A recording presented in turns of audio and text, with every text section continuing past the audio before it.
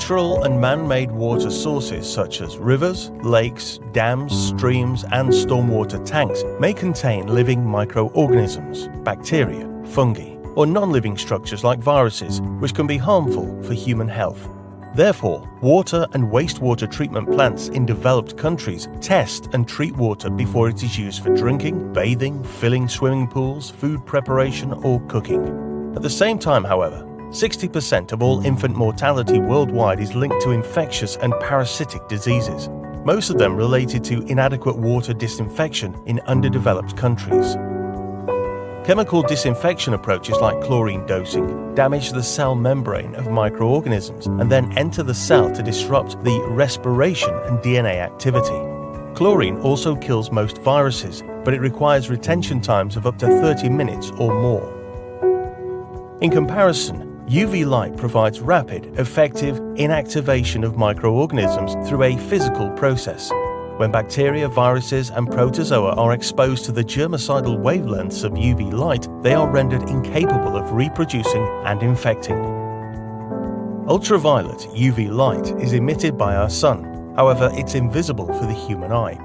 On the electromagnetic spectrum, it's positioned between X-rays and visible light, with wavelengths between 100 and 400 nanometers. This spectrum is categorized as germicidal, meaning it damages DNA and sterilizes surfaces with which it comes into contact. For humans, suntan and sunburn are familiar effects of exposure of the skin to UV light, along with an increased risk of skin cancer. When microorganisms or viruses are exposed to UV light, their nucleic acids are damaged in a way that they are rendered incapable of reproducing and infecting.